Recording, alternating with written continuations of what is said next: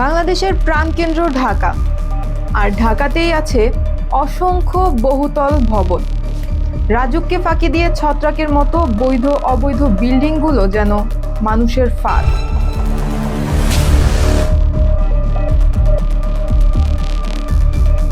এই অবৈধ বিল্ডিং নিয়েই আজকের নজর ইনভেস্টিগেশন। স্বাগত জানিয়ে আপনাদের সাথে আছি আমি রাদিয়া লিজা। গ্যান্ডারিয়ার মীর হাজারীবাগে সন্ধান মেলে এমনই এক 7 তলা বহুতল ভবন, যার মালিক মোহাম্মদ নজরুল ইসলাম।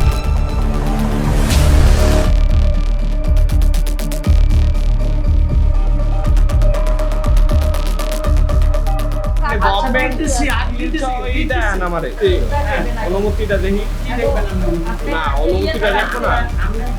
না না না, শুনেন, আমার কথা শেষ করতে দেন। গভর্নমেন্ট অনুমতিতে যে আপনি আসছেন, আর ধরো এটা তাহলে কি অনুমতিটা দেই আপনার ওয়ারেন্ট বা যে থার্ড, তাহলে তাহলে আপনি আপনি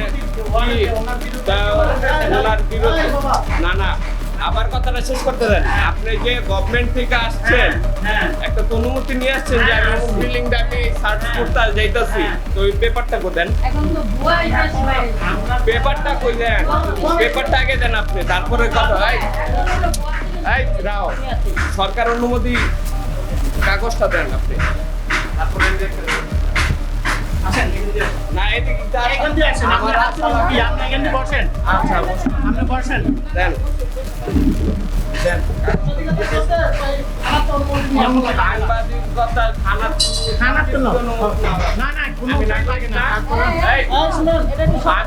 আমি এদেশের নাগরিক না, হ্যাঁ, তো আমার হয়রানি করবেন, এটা প্রমাণ দিবেন না তো হয়রানি।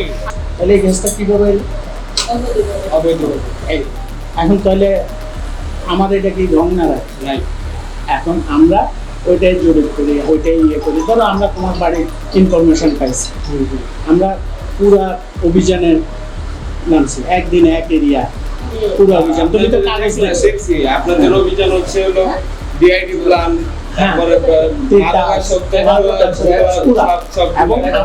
আমাদের মূলটা হচ্ছে কি স্বরাষ্ট্র মন্ত্রণালয়, ঠিক আছে না? পেশাগত তিনি একজন ব্যবসায়ী। রাজুক উন্নয়ন কর্তৃপক্ষ কর্তৃক প্ল্যান নেওয়া হয় 3য় তলা ভবনের। নির্মাণ করা হয়েছে 7ম তলা ভবন। নজর ইনভেস্টিগেশন টিম তার বাড়িতে গেলে তিনি উক্ত বিষয়ে তথ্য জানাতে দেখা করেননি।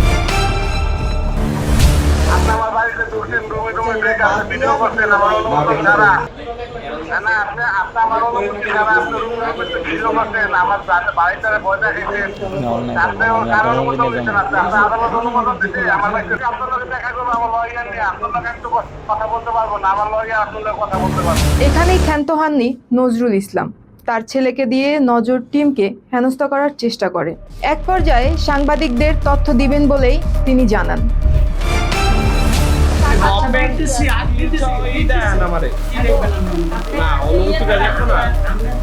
না না না, শুনেন, আমার কথা শেষ করতে দেন। গভর্নমেন্ট অনুমতিতে যে আপনি আসছেন, আর ধরো এটা তাহলে কি অনুমতিটা দেই আপনার ওয়ারেন্ট বা যে থার্ড, তাহলে তাহলে আপনি ওনার বিরুদ্ধে না না, আবার কথাটা শেষ করতে দেন। আপনি যে গভর্নমেন্ট থেকে আসছেন, একটা তো অনুমতি নিয়ে আসছেন যে আমি বিল্ডিংটা আমি সার্চ করতে যাইতাছি, তো ওই পেপারটা কই দেন, পেপারটা কই দেন, পেপারটা আগে দেন আপনি, তারপরে কথা হয়। এই রাও, অবৈধ স্থাপনার পাশাপাশি ব্যবহার করে যাচ্ছেন অবৈধ গ্যাস সংযোগ। অবৈধ গ্যাস সংযোগের ব্যাপারে নজরুল ইসলাম জানান, আমি আমার কাজ করবো না, কোনো কিনতে আসবো না। হ্যাঁ, আপনি আমার বাড়িতে ঢুকছেন, রুমে রেখে আপনি ভিডিও করছেন আমার অনুমোদন ছাড়া। না না, আপনি আমার অনুমতি ছাড়া আপনি রুমে ভিডিও করছেন, আমার বাড়িতে পয়সা খেয়েছেন, আপনি কার অনুমোদন দিচ্ছেন? আপনি আদালত অনুমোদন দিচ্ছে আমার বাড়িতে ঢোকা? ওই সব কথা বললে লাভ নাই। আপনারা যেহেতু বই দেখতে চাইতেছেন, ই করতে চাইতেছেন, ওইটাই আপনাকে দেখাবো। আর কোনো সমস্যা আছে, বইটা দেখাইলেই তো হয় যে আমরা কয়টা চুলা পাস করে নিয়েছি আর কয়টার বিল দিতেছি, এটাই তো দেখবেন। তো আমি প্রতি মাসেই তিতাসকে টাকা দিয়ে গ্যাস ব্যবহার করি। এই ব্যাপারে নজর ইনভেস্টিগেশন টিম তিতাসে গেলে তিতাস জানায়,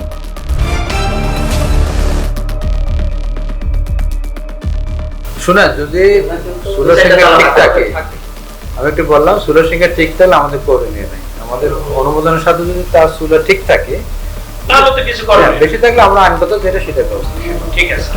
এদিকে রাজুক উন্নয়ন কর্তৃপক্ষের কাছে গেলে নজর ইনভেস্টিগেশন টিমকে জানায় আমরা এ ব্যাপারে অবগত নই। আরও জানায় তাদেরকে রাজুক থেকে পরপর 2 বার নোটিশ দিয়েছেন। সাথে একটু শেয়ার করার জন্য মীর হাজারিবাগ গ্যান্ডারিয়া, ওখানে আমরা একটা ইনভেস্টিগেশনে গিয়েছিলাম, গ্যাসের লাইন ইনভেস্টিগেশনে গিয়েছিলাম। যাওয়ার পরে আমরা আরেকটা ইনভেস্টিগেশন খোঁজখবর নিলাম, সেটা হলো 3 তলা পর্যন্ত রাজুকের অনুমোদন আছে, এরপরে উনি 7 তলা পর্যন্ত করেছে উইদাউট অনুমোদন। আমরা তাৎক্ষণিক ওনাকে জিজ্ঞাসা করার পরে বৌদি বললো যে এই এলাকা তো আরও আছে, আপনারা এগুলা দেখেন না, এটা কেন দেখেন? আমি বললাম যে এগুলা দেখবো কি দেখবো না সেটা তো আপনাকে আমরা ইয়ে করবো না, এখন আপনি এটা কীভাবে বুঝছেন? পরে একটা ইয়ের সাথে কথা বললাম, রাজুকের সাথে।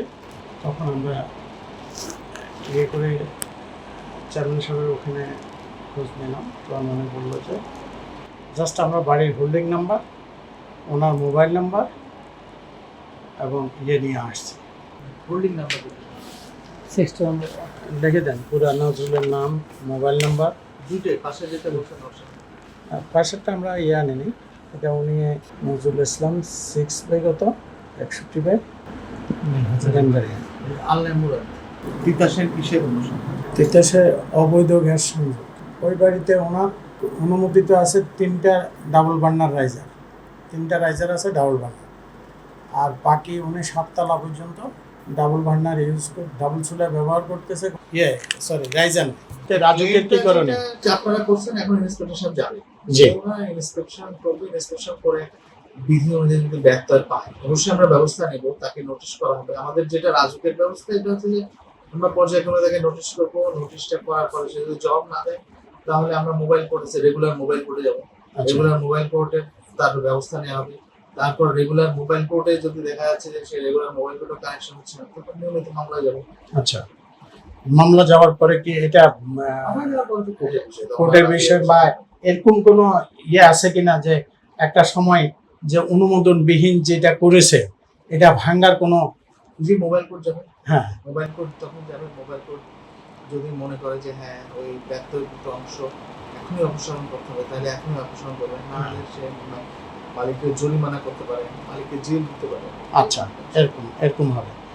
আরেকটা বিষয় হলো রাজুকের যতগুলা প্ল্যান পাস হয়, প্রতিটা প্ল্যানের ইয়েতে গ্রাউন্ডে যে পার্কিং, এটা তো মাস্ট বি নাকি? এটা হচ্ছে যে 2008-এর বিধিমালার পর থেকে যে প্ল্যানগুলো পাস হচ্ছে সেখানে হচ্ছে যে নিচে গ্রাউন্ড ফ্লোরে পার্কিং দেখানো হয়। এখন হচ্ছে যে ওই প্ল্যানটা উনি আমরা যখন চাপো দিবে জমা দেওয়ার পর দেখতে হবে যে 8-এর বিধিমালার আগে পাস হচ্ছে, যদি 8-এর বিধিমালার আগে পাস হয় তাহলে পার্কিং থাকবে না। আচ্ছা, আবার 8-এর বিধিমালার পরে যখন 22-এর ড্যাপ হলো তখনও আবার বলা আছে, তখন আবার সবগুলা যে পার্কিং সেটাও বাতিল করে দিচ্ছে। এখন হচ্ছে যে আপনার যেমন বিল্ডিং এর টাইপ আছে A3, A6, যেমন A6 যে বিল্ডিং গুলা সাশ্রয় আবাসন, এগুলোর নিচে আর পার্কিং লাগে না, কিন্তু A3 নিতে হলে আপনার পার্কিং লাগে না। ক্যাটাগরি ওয়াইজ নকশা জমা দিলে হ্যাঁ, আপনি এই মাসে দিয়েছেন, ঠিক আছে, আজকে 22 জন, 2 সপ্তাহ আগে পার হয়ে গেছে। এখন কি করা, এটা স্টেপ কি, পরবর্তী স্টেপ কি আপনাদের? চূড়ান্ত কাজটা করে দেবো এটা। আচ্ছা, ডিআইটিটা মানে ও বলতেছে যে আমি রাজুক তো আমার কোনো ইয়ে না, আমার হচ্ছে ডিআইটি তাকে পারমিশন দিয়েছে আর কি। আগে ছিল না এটা? এটা তো এখন বিলুপ্ত হয়ে গেছে না, রাজুক বানায়। আমি বলি ঢাকা সিটি কর্পোরেশন উত্তর এবং দক্ষিণ বুঝছে না। হ্যাঁ হ্যাঁ, সিটি কর্পোরেশন না না, নাম হচ্ছে উত্তর দক্ষিণ।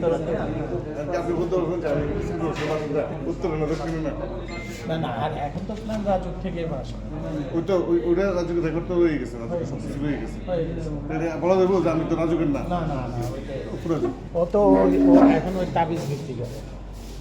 আমরা ওই শ্যামপুর থানায় কথা বললেন, চিঠি পাঠাচ্ছেন, ওখানে চিঠি পাঠাচ্ছেন শ্যামপুর থানায়? শ্যামপুর থানা পাঠাচ্ছেন। আচ্ছা, তাহলে আপনি এটা একটু করে দেন। হ্যাঁ, রাজপুরের কাছে বাই, আল্লাহ হাফেজ। কাজ করছি তো। ভাই কাজ তো আপনি আমাকে সহযোগিতা করতে হবে, আমি আপনাকে সহযোগিতা করতে হবে।